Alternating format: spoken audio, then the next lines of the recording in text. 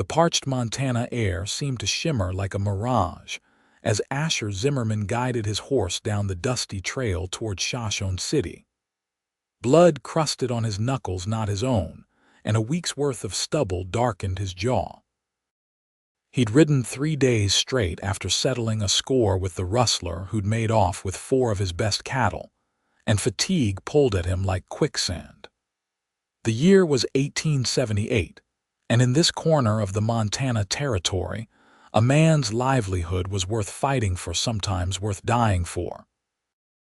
Asher had spent 5 years carving his ranch from the unforgiving landscape after returning from the war.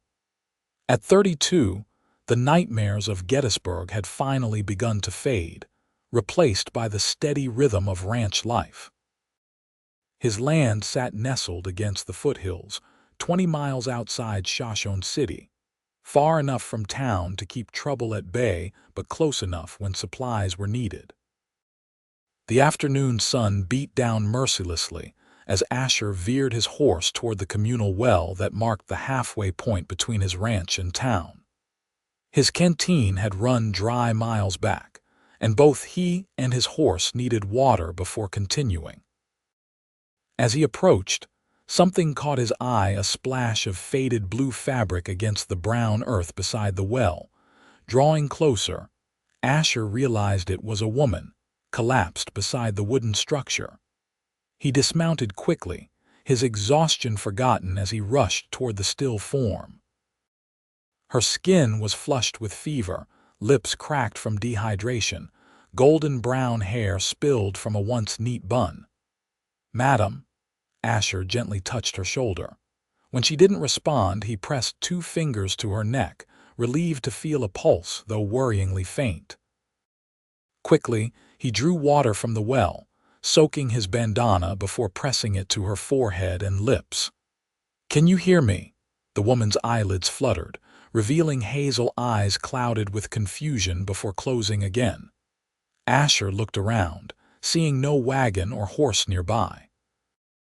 She wore a simple but well-made dress, now dusty and wrinkled. A small traveling case lay beside her, suggesting she'd been on her way somewhere when she collapsed. Without hesitation, Asher gathered the unconscious woman into his arms. She was light, too light, as if she hadn't eaten properly in days. Her skin burned against his, confirming his suspicion of fever.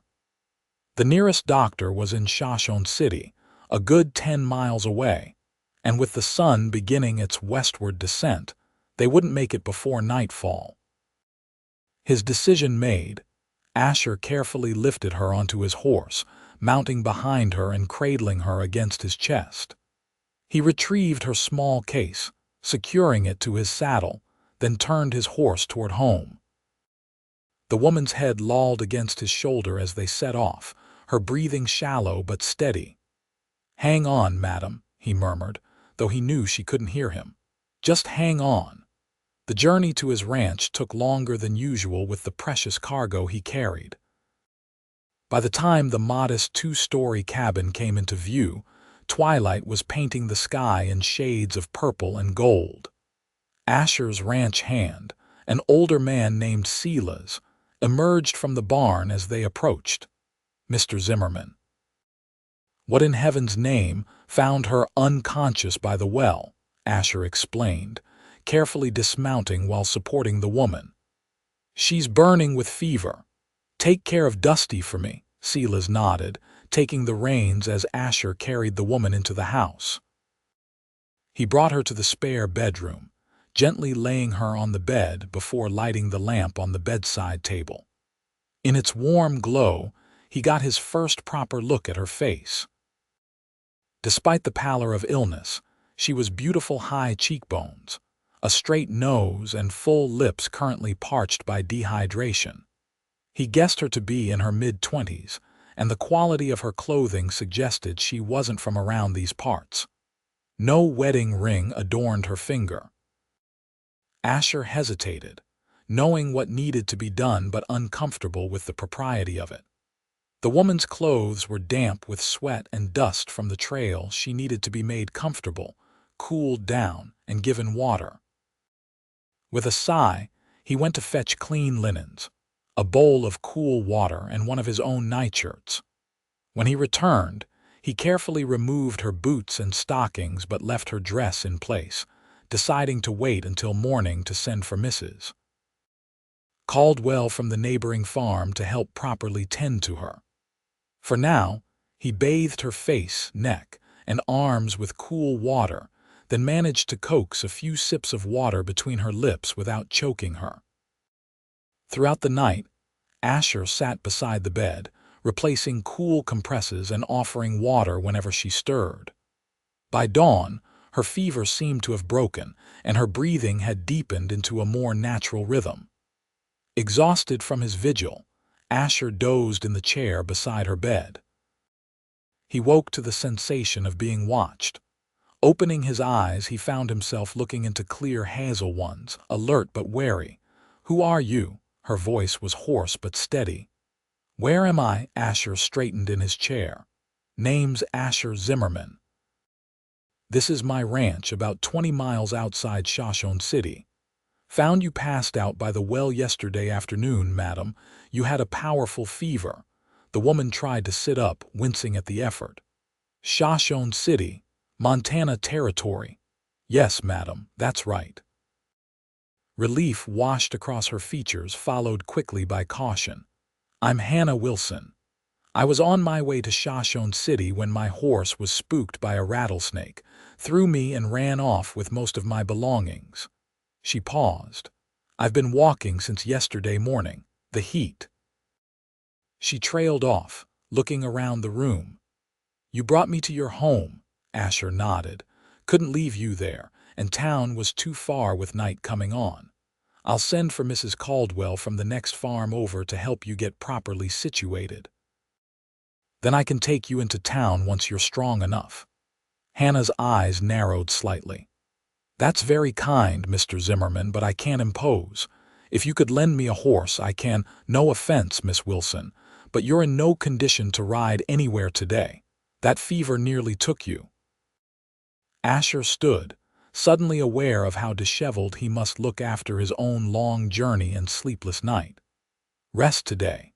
We can discuss arrangements tomorrow." Before she could protest further, he added, "I'll bring you some breakfast. You must be hungry."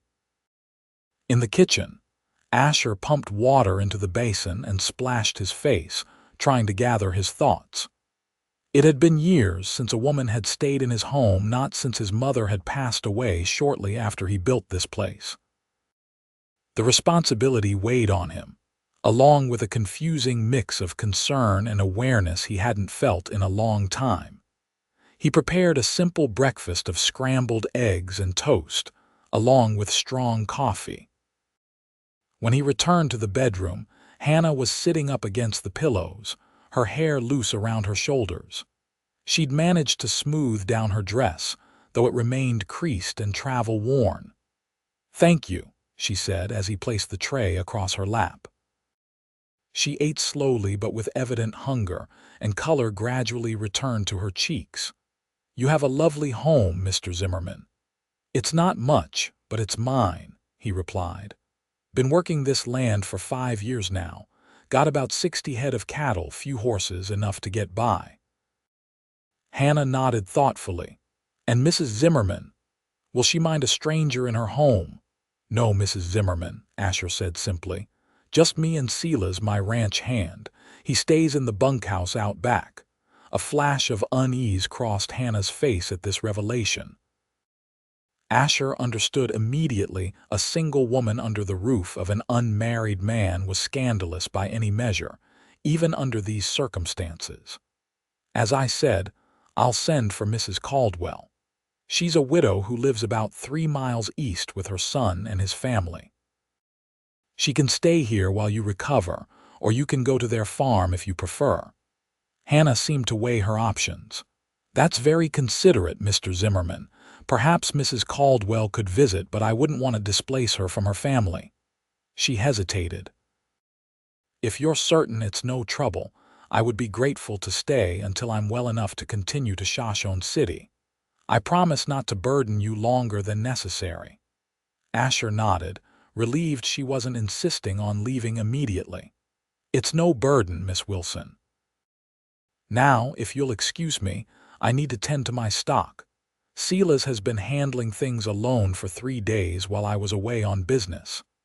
Hannah's eyes lingered on his bruised knuckles, but she asked no questions. "Of course. Thank you again for your kindness, Mr. Zimmerman." After ensuring Hannah had everything she needed, Asher headed out to the barn where Silas was already at work. The older man raised an eyebrow as Asher approached. "Our guest doing better this morning?" he asked, handing Asher a pitchfork. "Fever's broken. Says her name is Hannah Wilson, on her way to Shoshone City when her horse threw her."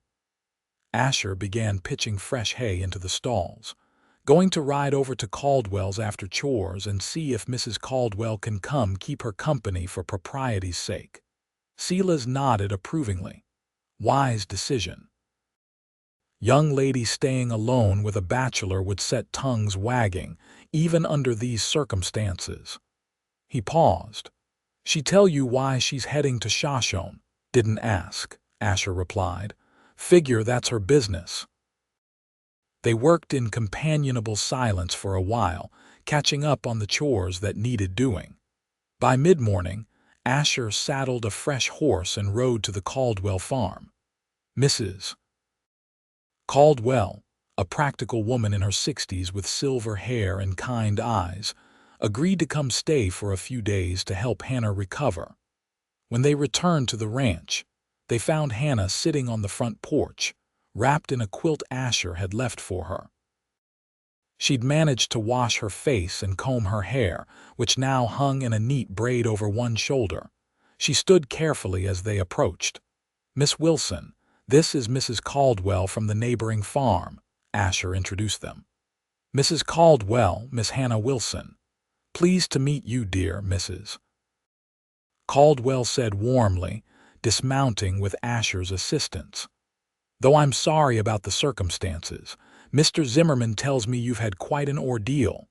Hannah smiled gratefully. "The circumstances could be much worse if not for Mr. Zimmerman's help.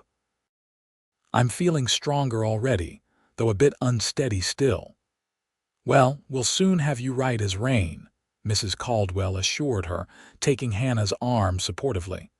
"I've brought some fresh clothes that might fit you until we can wash yours properly." As the women went inside, Asher felt a weight lift from his shoulders. Mrs. Caldwell's presence would ensure everything remained proper, and her practical nursing skills would help Hannah recover more quickly. Still, as he returned to his chores, he found his thoughts repeatedly drifting back to the hazel-eyed woman now resting in his home. Over the next 3 days, Hannah regained her strength under Mrs. Caldwell's attentive care. Asher learned pieces of her story during shared meals and brief conversations on the porch in the cool of the evening. She was 27, the daughter of a banker from St. Louis who had passed away 6 months earlier. She'd come west to take a position as a schoolteacher in Shoshone City. They'd been without one since the previous teacher had married and moved to Oregon. "I needed a fresh start," she explained on the 3rd evening as they sat watching the sunset. Mrs. Caldwell was inside preparing a pie for dessert. "After Father died, there was little left for me in St. Louis. No family, just memories and a society that expected me to make a suitable marriage before I became a spinster." Asher smiled slightly. "Hard to imagine anyone considering you a spinster, Miss Wilson." A faint blush colored her cheeks. "You'd be surprised how quickly a woman of my age without fortune becomes invisible in polite society. Teaching was always my passion anyway. Father supported my education, even when his friends thought it improper. Shoshone City's lucky to have someone so qualified," Asher said sincerely. "The children there need education badly. Town's growing, but civilizing influences are still in short supply." Hannah studied him curiously.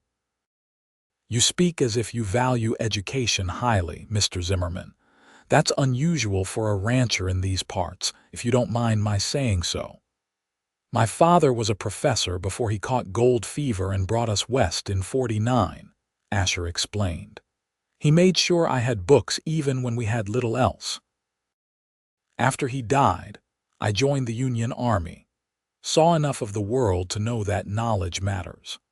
Their conversation was interrupted by Mrs. Caldwell calling them in for dessert, but something had shifted between them, a recognition of kindred spirits despite their different paths.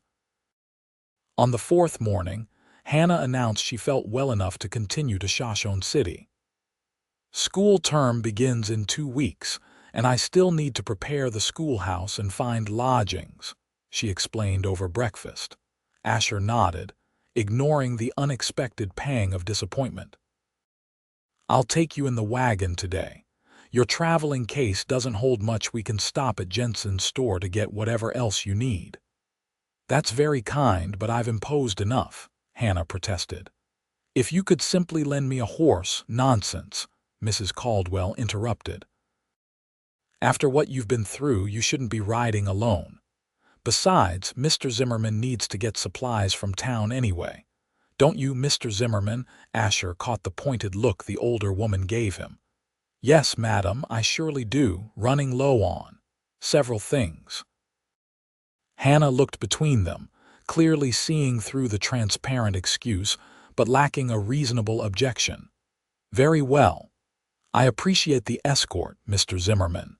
They set out mid-morning after Hannah had thanked Mrs. Caldwell profusely for her care. The older woman hugged her warmly, then whispered something in Hannah's ear that made her blush before stepping back. Asher helped both women into the wagon, then took Mrs. Caldwell home before turning toward Shoshone City with Hannah beside him. The journey took most of the day, giving them ample time to talk.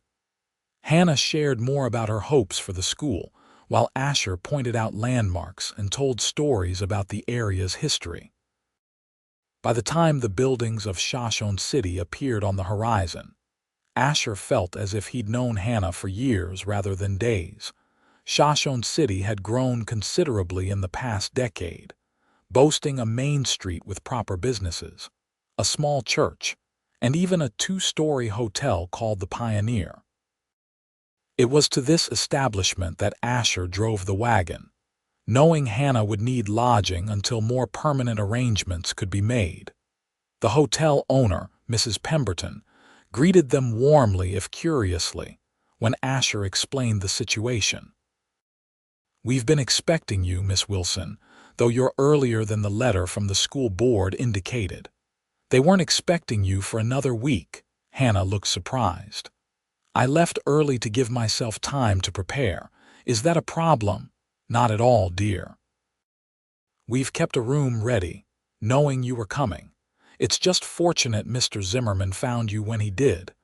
Imagine if you'd been stranded out there when no one was even looking for you yet. The thought sobered them all. After securing Hannah's room, Asher insisted on accompanying her to meet with the head of the school board, Mr. Harrison, to announce her arrival.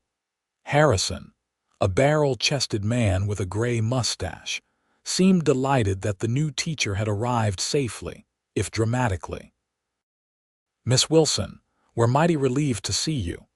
When that stage came through 2 days ago without you on it, we feared you'd changed your mind. I decided to travel independently, Hannah explained, omitting the details of her misadventure. Fortunately, Mr. Zimmerman was kind enough to assist me when I encountered difficulties. Harrison shook Asher's hand vigorously. Much obliged, Zimmerman. We've been desperate for a teacher since Miss Thornton left us. 28 children of school age in town now, and more in the surrounding farms.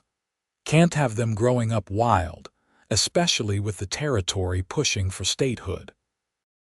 They arranged for Hannah to see the schoolhouse the following day, and Harrison assured her that a small cottage behind the church had been prepared as the teacher's residence once she was ready to move in. As they left Harrison's office, Asher felt a strange reluctance to conclude their time together. "Can I take you to dinner at the hotel restaurant to celebrate your arrival in Shoshone City?" Hannah hesitated only briefly before smiling. "That would be lovely, thank you." Their dinner was pleasant, with Hannah asking eager questions about the town and its inhabitants. Asher found himself revealing more about his life than he typically did about his hopes for expanding his ranch, his dreams of someday raising a family on the land he'd worked so hard to cultivate. "You've built something remarkable, Mr. Zimmerman," Hannah said as they finished their meal. "Not many men could create such a life from nothing." "Asher," he said suddenly. "After all we've been through, you might as well call me Asher." Her smile brightened. "Then I insist you call me Hannah."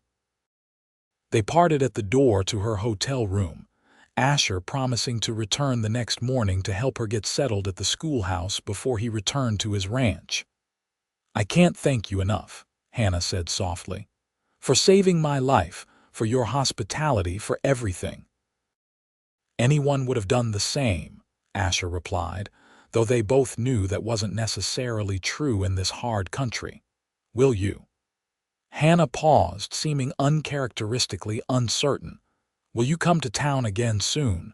I would value your insight as I get to know the community." Asher felt warmth spread through his chest. "I typically come to town every other Saturday for supplies, but I could make an exception and come sooner if needed." "This Saturday, then," Hannah said with a smile. "I'll have made progress on the schoolhouse by then and would welcome your opinion."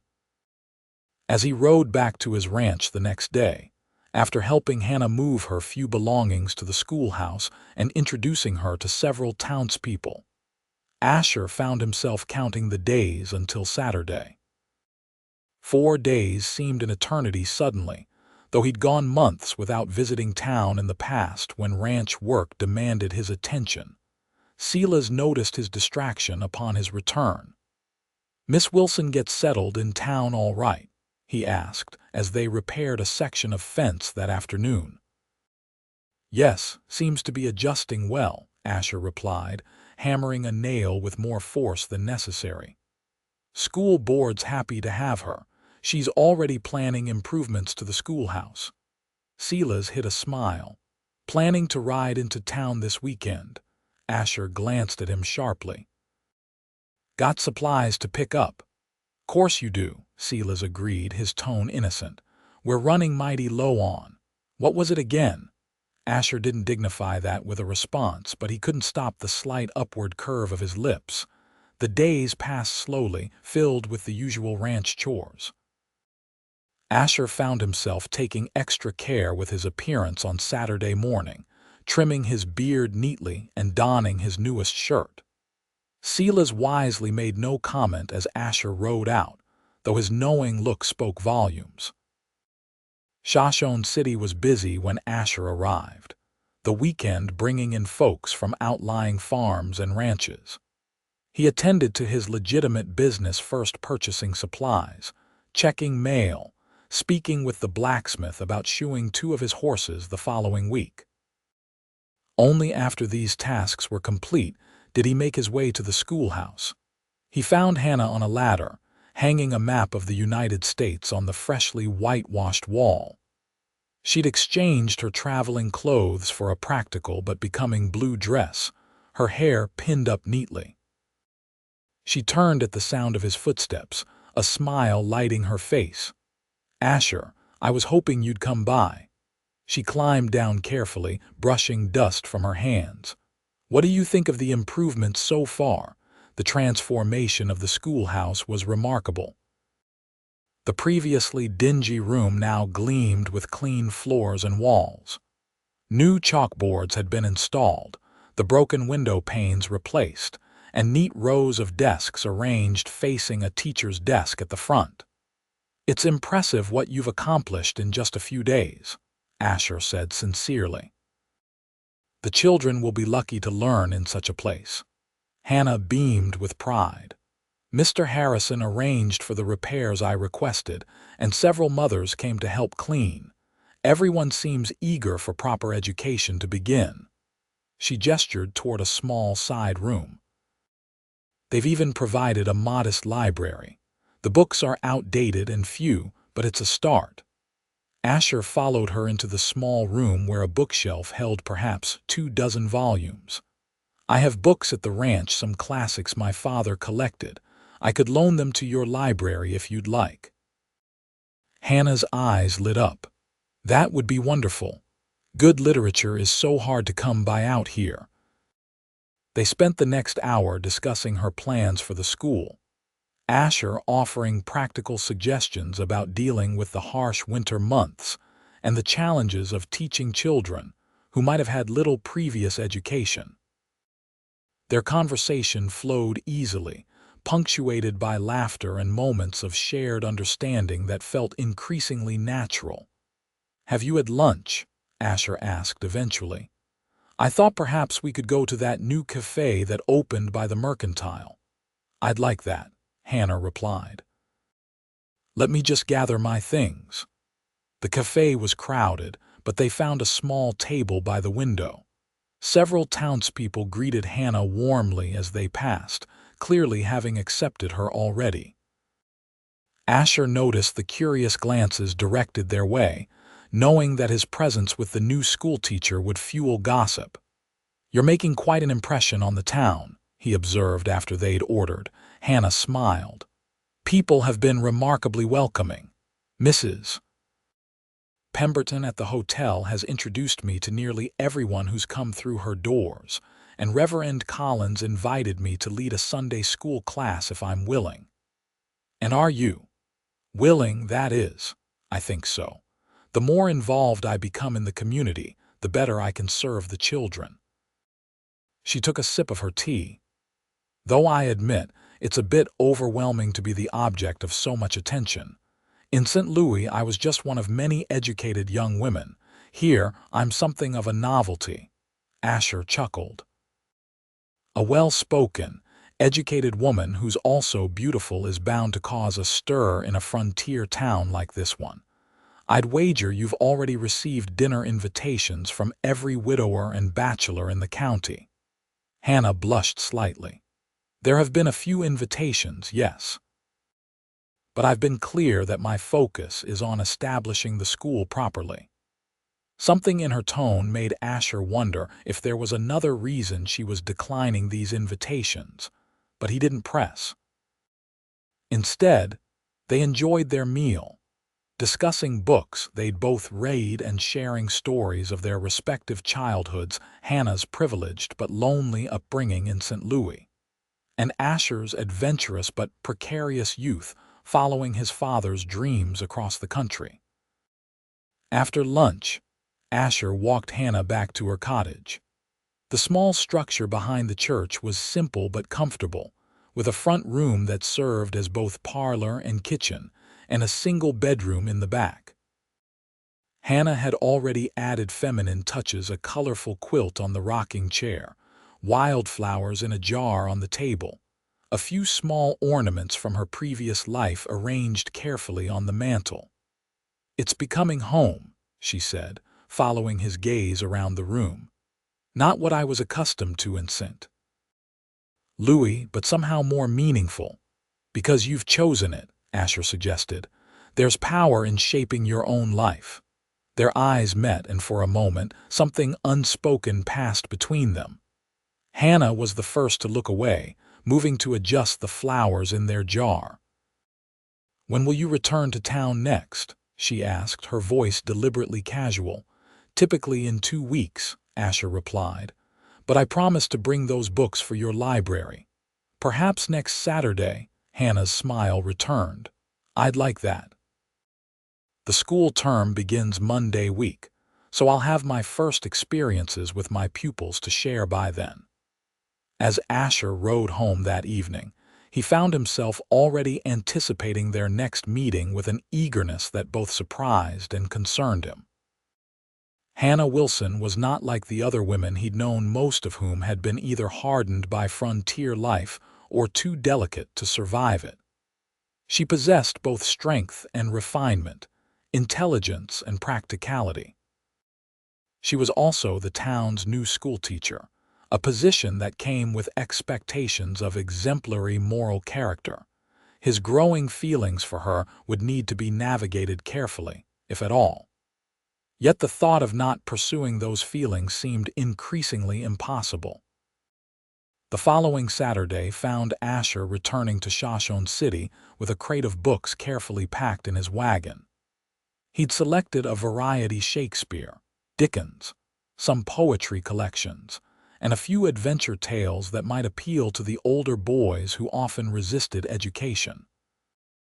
He'd also, on impulse, brought a volume of Tennyson's poems that had been his mother's favorite. Hannah was teaching when he arrived at the schoolhouse, giving him the opportunity to observe her unnoticed through the window for a moment. She moved among the students with confidence and warmth, guiding a young boy's hand as he formed letters on his slate. Her face was animated as she explained something, drawing the children's rapt attention. Asher waited until she dismissed the class for their midday break before knocking on the door. Hannah's face brightened visibly when she saw him. "Asher, I wasn't sure you'd come."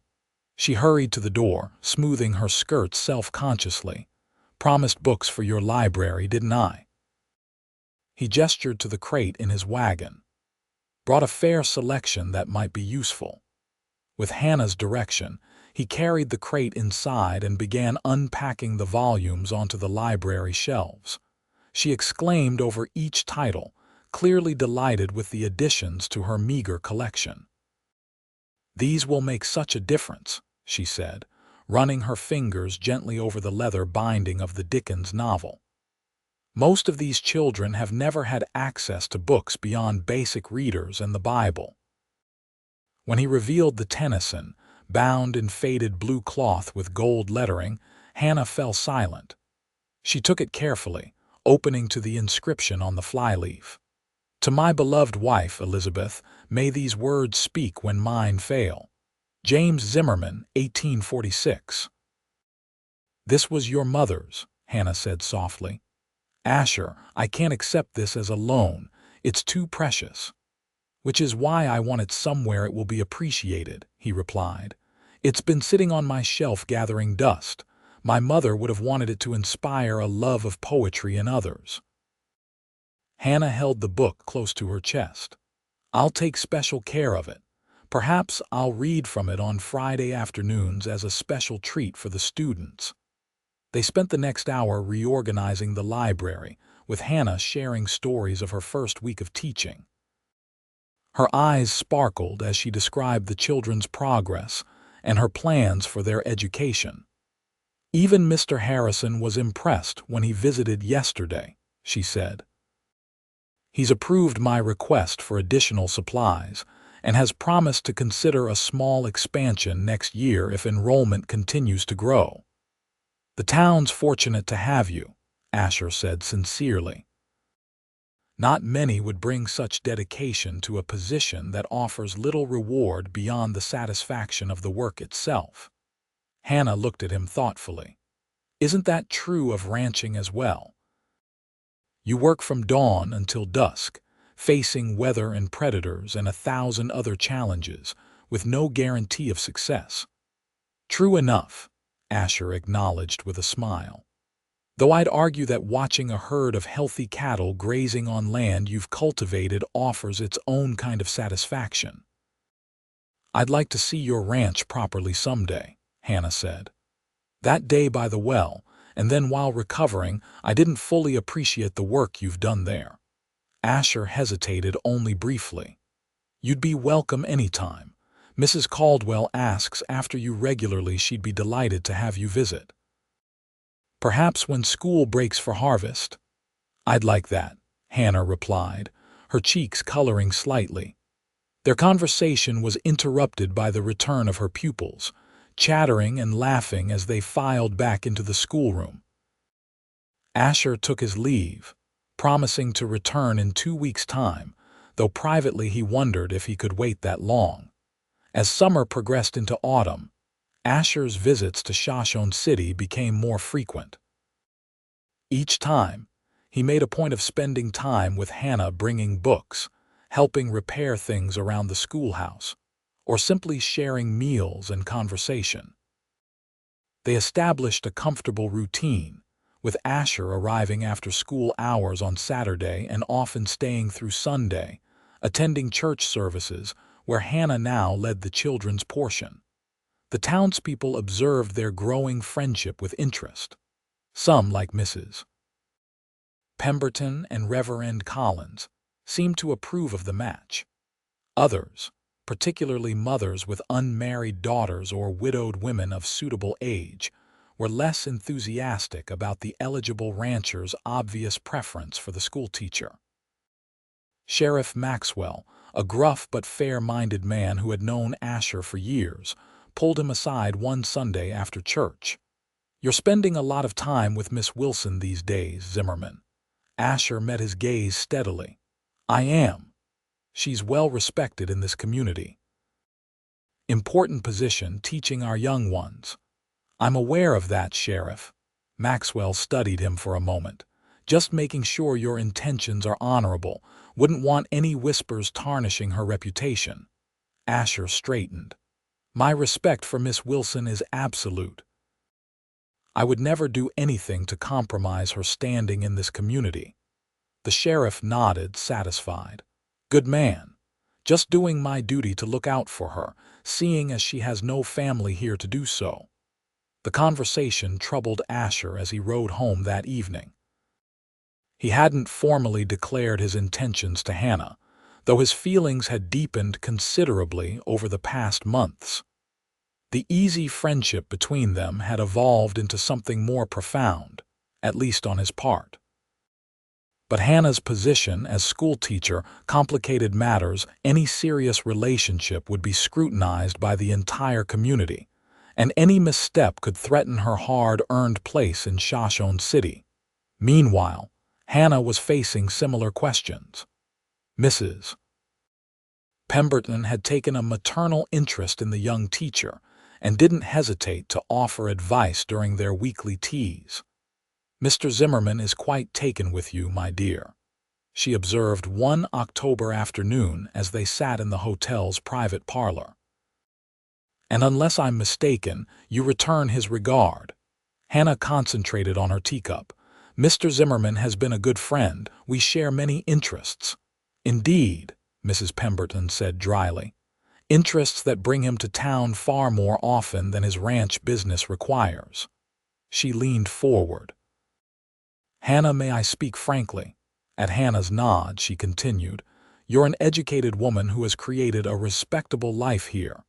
But you should know that your friendship with Asher Zimmerman is becoming the subject of speculation, not all of it kind."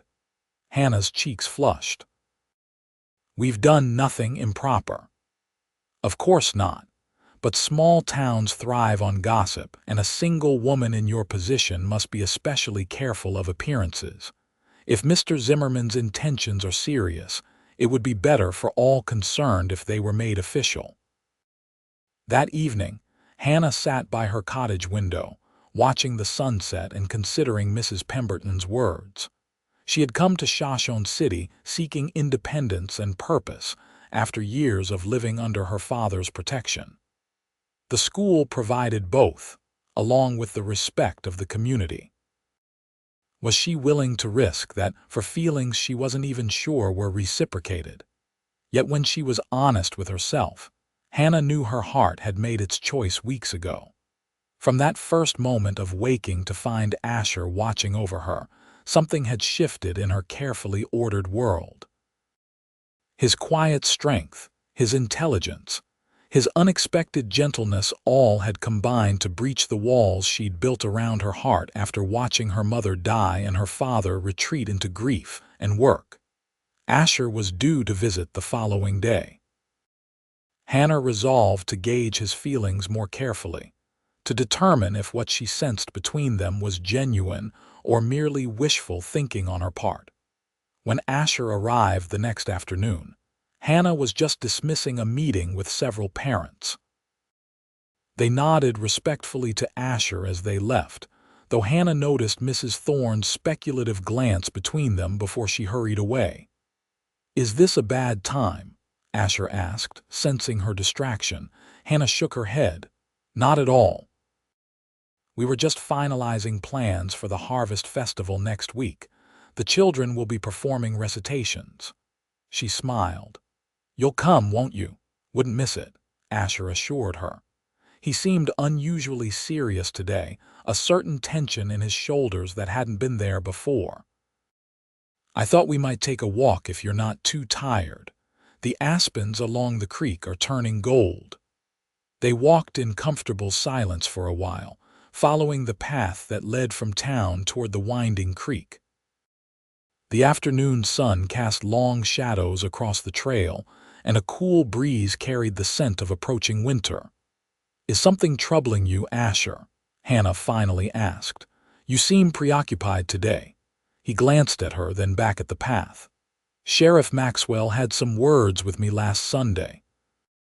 About my visits to town, about you. Hannah felt her chest tighten. I see. Mrs. Pemberton expressed similar concerns to me yesterday. Asher stopped walking, turning to face her fully. Hannah, the last thing I want is to cause difficulties for you here. You've worked hard to build a place for yourself in this community. What exactly are you saying? Hannah asked carefully, trying to keep her voice steady. Asher ran a hand through his hair, his expression conflicted. I'm saying that if my presence in your life is creating problems, perhaps we should be more circumspect, see each other less frequently, at least in public. Hannah felt as if the ground had shifted beneath her feet. Is that what you want? No, he said emphatically. God knows it's not. But your position here, my position, Hannah interrupted, a flare of indignation warming her cheeks. Do you imagine I care more for my position than for? She stopped abruptly, realizing what she'd been about to reveal. Asher stepped closer, his eyes searching hers. Then for what, Hannah? She met his gaze steadily, summoning her courage. Then for you, Asher. Then for what's grown between us these past months. The tension in his face eased, replaced by something that made her heart beat faster. And what has grown between us, Hannah Wilson? You know very well, she whispered. Asher took her hands in his touch gentle but sure.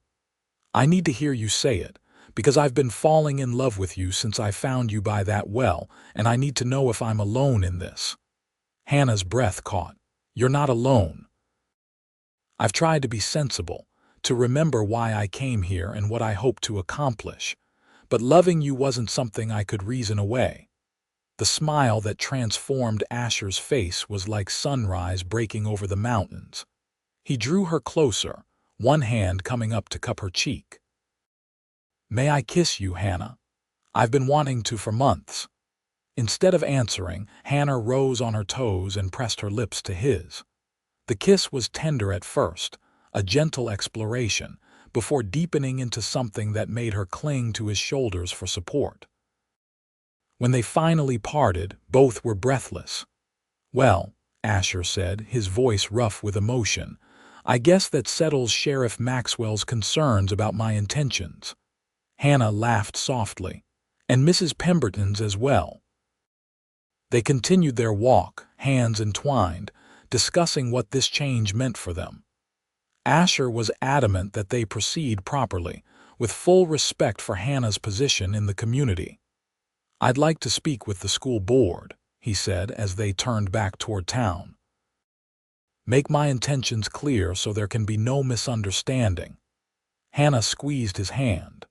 What exactly are your intentions, Mr. Zimmerman? Asher stopped, turning to face her with an expression so earnest it made her heart ache. My intention, Miss Wilson, is to ask you to be my wife if you'll have me. Not immediately, I want to court you properly first, give you time to be certain. But that's my hope. Hannah felt tears prick her eyes. I would be honored to be courted by you, Asher Zimmerman. Though I suspect my answer won't change, no matter how long you wait to ask that question. The Harvest Festival the following week became the occasion for their courtship to become public knowledge. Asher sat proudly in the front row as Hannah's students performed their recitations. then stood beside her as she greeted parents and townspeople afterward. When Mr. Harrison approached them, Asher straightened his shoulders and addressed him directly. "Mr. Harrison, as head of the school board, I wanted to inform you personally that I am courting Miss Wilson, with honorable intentions toward marriage if she'll accept me."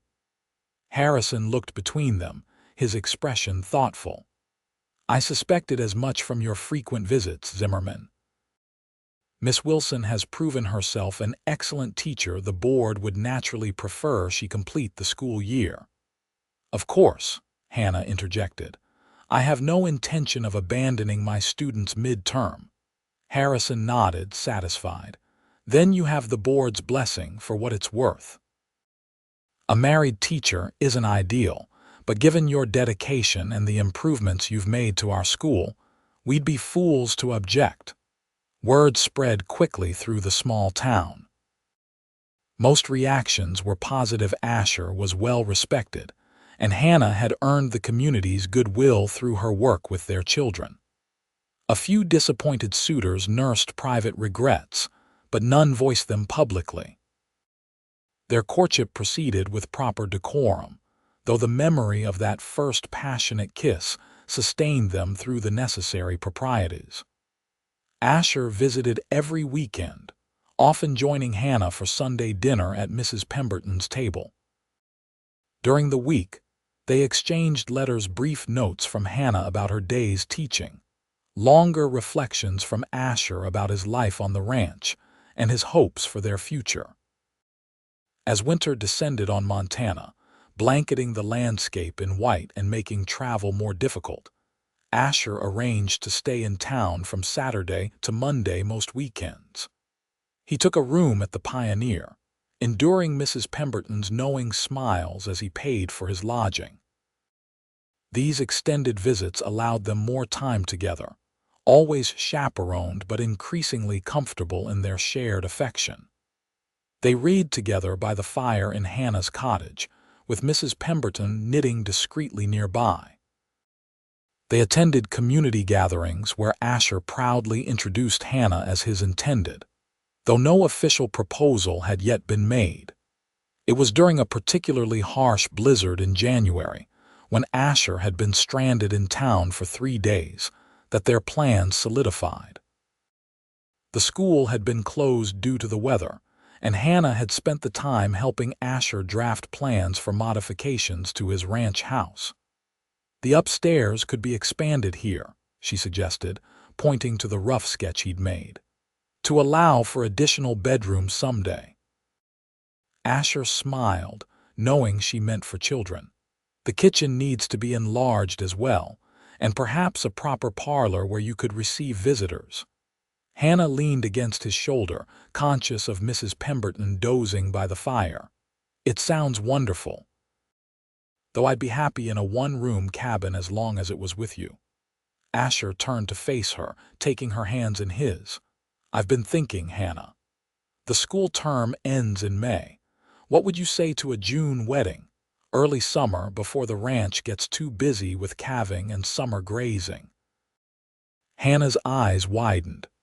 "Are you asking me to marry you, Asher Zimmerman?" he smiled, reaching into his pocket to withdraw a small velvet box. "I suppose I am, though not as formally as I'd planned.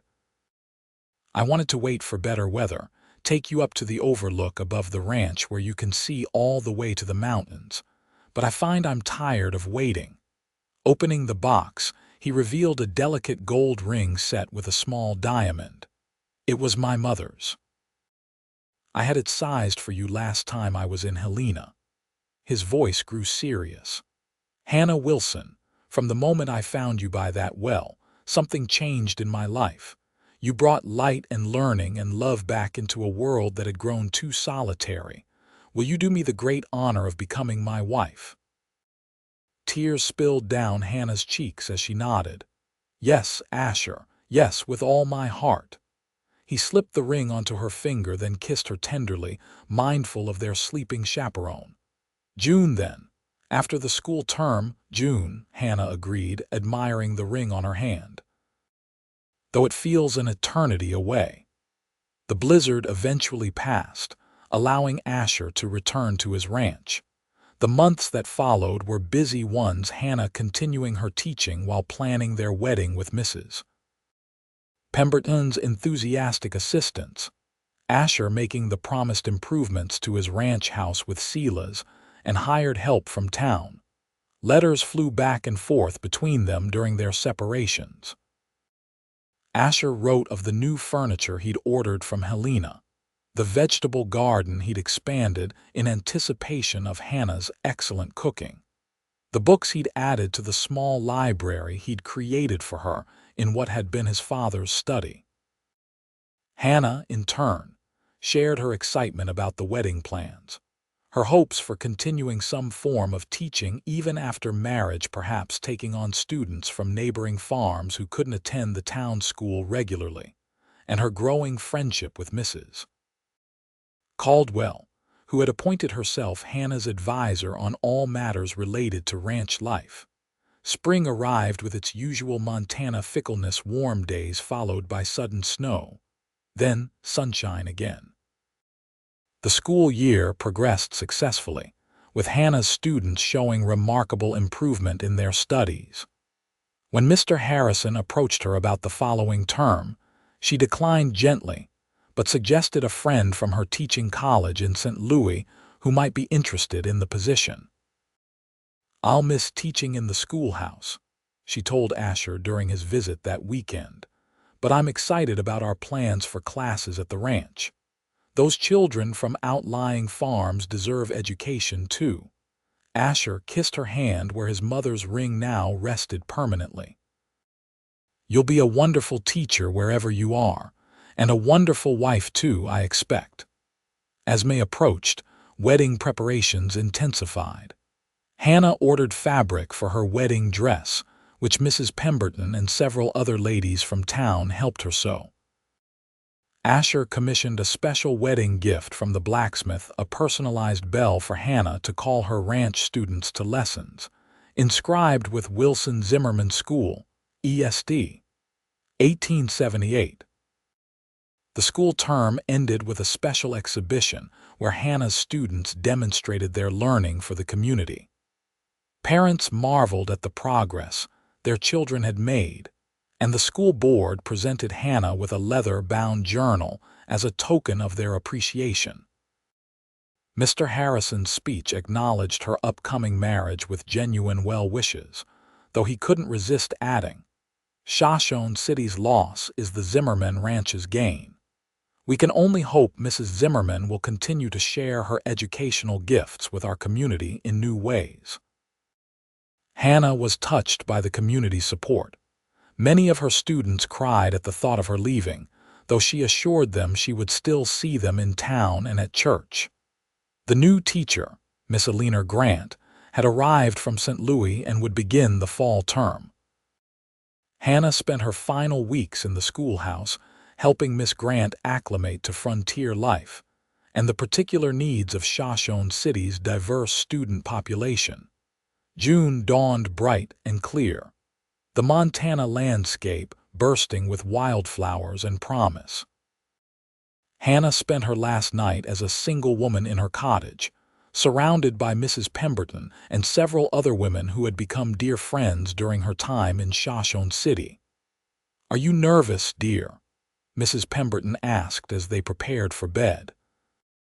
Hannah smiled, running her fingers over the simple but beautiful white dress hanging by the window. "Not about marrying Asher, only about living up to being a rancher's wife. It's so different from teaching." "You'll be wonderful at both," Mrs. Pemberton assured her, "and that man adores you. Anyone with eyes can see it." The wedding day itself was perfect warm sunshine, a gentle breeze, and the entire town turned out to celebrate. The small church was decorated with wildflowers and ribbons, and Reverend Collins beamed as he prepared to perform the ceremony. Asher waited at the altar, looking more handsome than Hannah had ever seen him in a new black suit, his normally unruly hair tamed for the occasion. When the church door opened and Hannah appeared on Mr. Harrison's arm, standing in for her late father. Asher's expression of wonder and love brought tears to the eyes of many in attendance. Hannah floated down the aisle, her simple white dress adorned with lace at the collar and cuffs, her hair arranged in soft curls beneath a crown of wildflowers. She carried a bouquet of blue lupine and white daisies, tied with a ribbon that had belonged to her mother. The ceremony was brief but heartfelt. They had written their own vows, promising to support each other's dreams, to build a life of purpose and love together, to face whatever challenges came their way as partners. When Reverend Collins pronounced them husband and wife, Asher's kiss was reverent but held a promise that made Hannah blush. The celebration afterwards spilled out from the church to the town square, where tables had been set up for a community feast. Everyone had contributed something. Mrs. Pemberton's famous cherry pies, Mr. Jensen's smoked venison, Mrs. Thorne's pickled vegetables. Music and dancing continued until sunset, with Asher and Hannah at the center of it all, their happiness infectious. As twilight approached, they said their goodbyes, ready to begin the journey to their ranch, to their home. Asher had prepared a special wagon for the occasion, cushioned with blankets and protected by a canopy in case of weather. Hannah's belongings had already been moved to the ranch during the preceding weeks, but she carried a special case containing her wedding gifts and the journal from her students. The drive to the ranch was filled with quiet anticipation.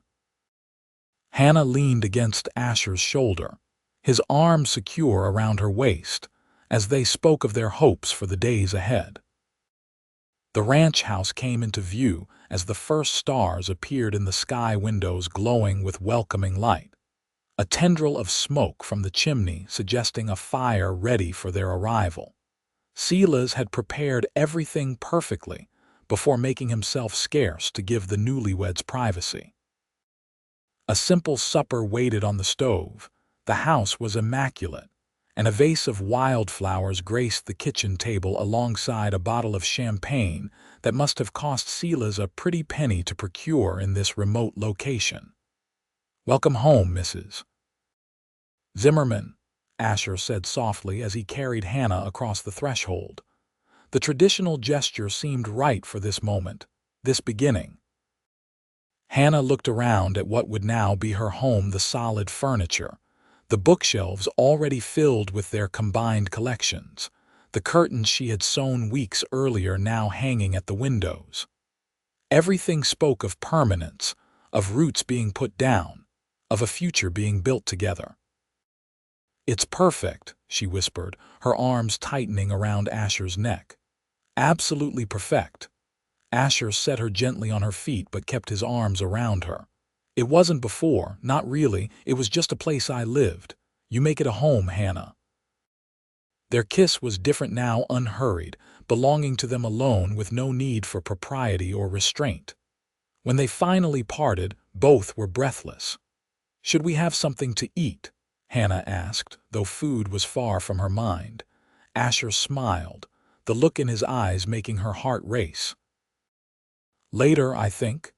He took her hand, leading her toward the stairs. Much later. The summer passed in a haze of happiness as they adjusted to married life. Hannah proved adaptable to ranch life, quickly learning the rhythm of days that began before dawn and ended with exhausted satisfaction as the sun set. Asher delighted in teaching her to ride properly, to help with the gentler livestock, to navigate the vast property that was now as much hers as his. In return, Hannah brought order and beauty to the ranch house, transforming it from a functional bachelor's residence to a true home.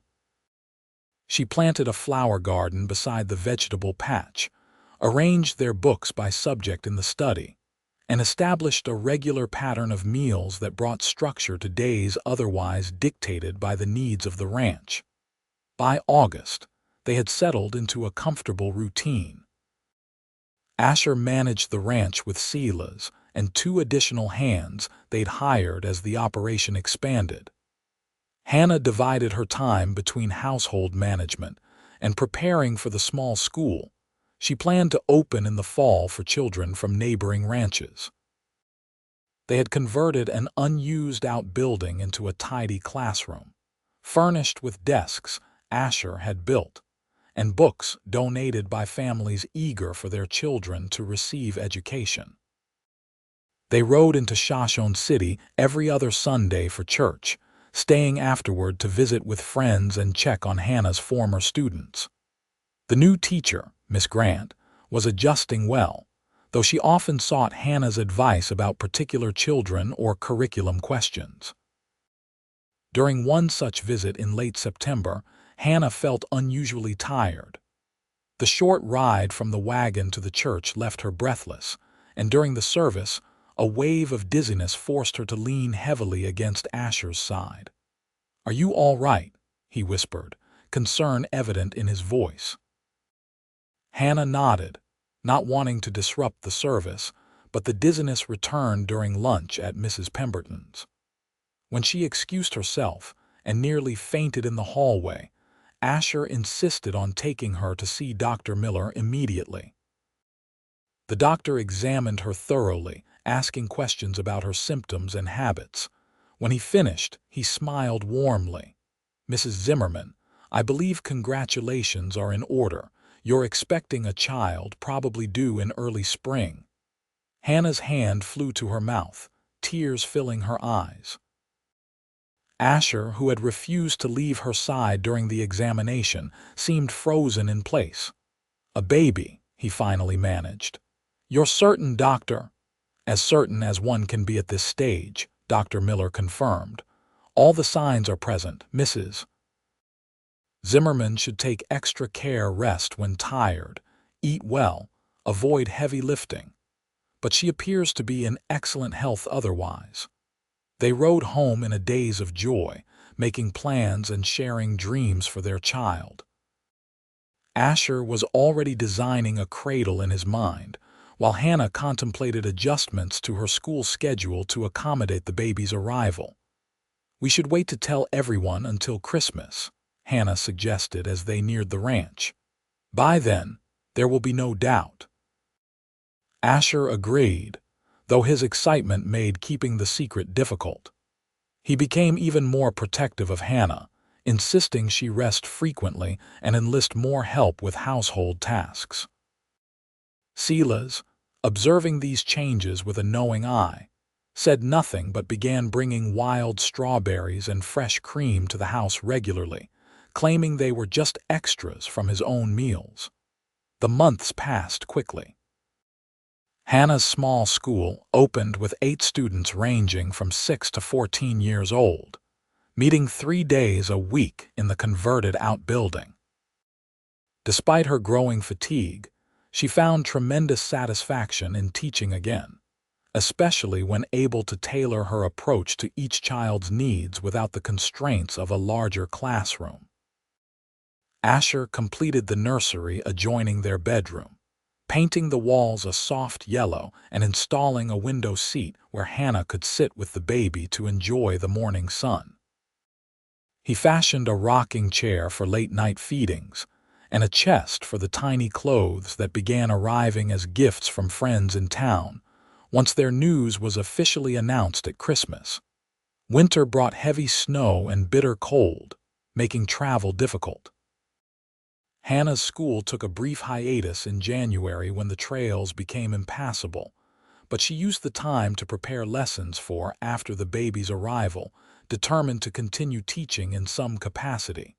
By February, Hannah's condition was unmistakable. Dr. Miller, making a special trip to the ranch despite the challenging weather, pronounced her healthy but advised complete rest for the final weeks. Reluctantly, Hannah complied, spending her days reading by the fire, writing letters to former students, and working on a quilt for the baby with Mrs. Caldwell's guidance during her frequent visits. Asher divided his time between ranch work and caring for Hannah, reading aloud to her in the evenings and massaging her swollen ankles. Their conversations often turned to the future, their hopes for the child, plans for expanding both the ranch and the school as their family grew. "I never imagined this life," Hannah confessed one snowy evening as they sat by the fire. "When I left St. Louis, I thought teaching would be my only purpose, my only joy." Asher covered her hand with his. "Do you regret it? Coming here, marrying me, the baby?" "Not for a moment," Hannah assured him, guiding his hand to feel the baby's movement beneath her skin. "This is everything I never knew I wanted. You gave me a home when I was lost, Asher. You gave me love when I'd resigned myself to independence alone." "You saved me too," Asher said quietly. "I was existing, not living, before you came. Building something but with no real purpose beyond the work itself." The baby arrived on a clear, cold March morning after a night of labor that left Hannah exhausted but triumphant. Mrs. Caldwell served as midwife, with Asher refusing to leave Hannah's side despite tradition dictating men wait elsewhere. When their daughter's first cry pierced the dawn, both parents wept with joy. "Elizabeth," Hannah whispered as the tiny girl was placed in her arms. "Elizabeth Rose Zimmerman." Asher nodded, his throat too tight for words. They had agreed to name a daughter after his mother, with Rose added in memory of Hannah's. Elizabeth was a good baby, with Hannah's hazel eyes and a dusting of dark hair like Asher's. She thrived in the loving environment of the ranch, surrounded by parents who adored her and an extended family of ranch hands and neighbors who treated her like a princess. Hannah resumed teaching when Elizabeth was 6 weeks old, wearing the baby in a sling Mrs. Caldwell had fashioned while conducting lessons. Her students were fascinated by the infant, and Hannah incorporated Elizabeth's development into science and nature lessons as she grew. Spring brought new calves to the ranch and a visit from Mr. Harrison, who arrived with an unexpected proposal. The school in Shoshone City had grown too large for Miss Grant to manage alone, and the board wished to expand to 2 classrooms.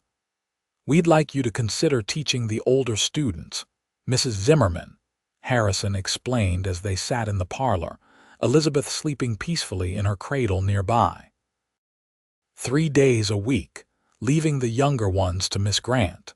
"We understand your commitment to your family and the ranch school, but the town's children would benefit greatly from your continued involvement." Hannah looked to Asher, who nodded his support. "If it's what you want, Hannah, we'll make it work. Sela's already dotes on Elizabeth, and we could arrange for Mrs. Caldwell to help on teaching days." The arrangement proved successful beyond anyone's expectations. Hannah's ranch school continued 2 days a week, while she taught in town on Mondays, Wednesdays, and Fridays. Elizabeth accompanied her, charming everyone with her sunny disposition and seeming to absorb knowledge by osmosis as she grew from infant to toddler. By Elizabeth's first birthday, the Zimmerman ranch had expanded considerably. Asher had purchased additional land, increasing both their cattle herd and grazing territory. The ranch now employed 4 full-time hands in addition to Sela's, who had been promoted to foreman. A proper bunkhouse had been built, along with expanded stables and a new barn. The house had grown as well, with an additional wing to accommodate the larger family they both hoped for. Hannah's school building had been enlarged, now featuring proper desks for 12 students, a small library corner, and even a piano donated by Mrs. Pemberton. When she upgraded the one in the hotel, life wasn't without challenges. A particularly harsh winter when Elizabeth was to threaten their cattle herd, forcing Asher and his men to work day and night to protect the animals. A drought the following summer necessitated difficult decisions about water usage and grazing patterns. Hannah suffered a miscarriage that left them both grieving for what might have been, drawing strength from each other and their daughter's resilient spirit. But for every hardship, there were countless joys. Elizabeth's first words, first steps, first eager attempts to read from the books that filled their home. The community that had formed around Hannah's schools, bringing families together across distances that had previously kept them isolated. The deep, abiding love between Asher and Hannah that only grew stronger with each passing year.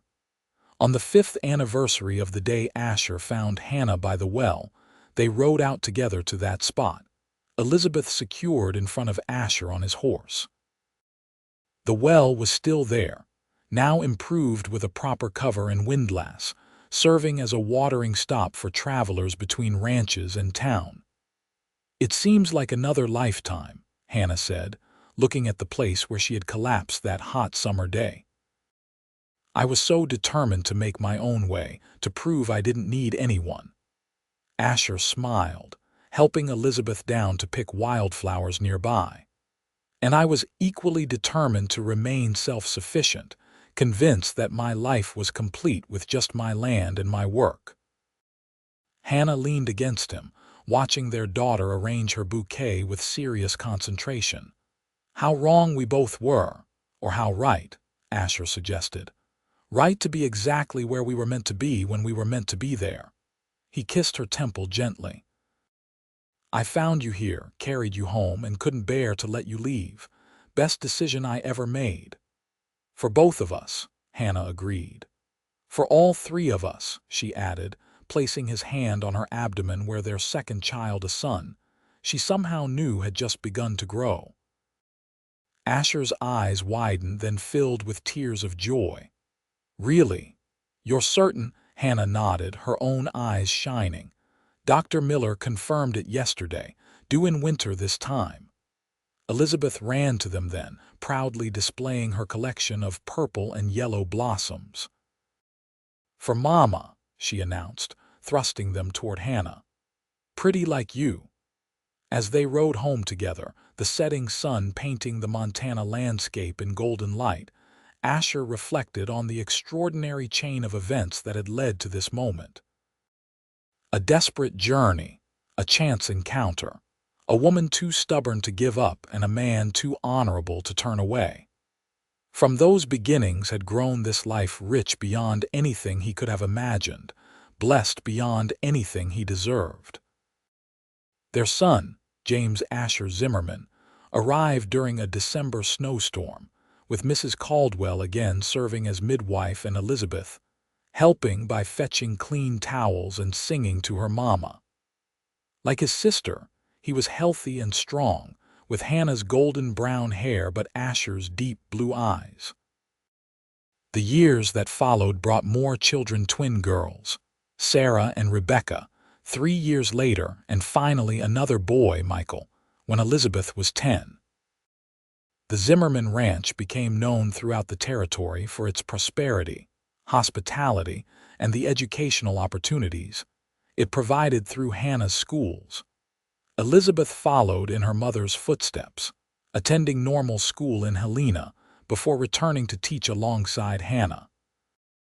James took after Asher, learning ranching from his earliest days and eventually expanding the family holdings into one of the largest operations in the state.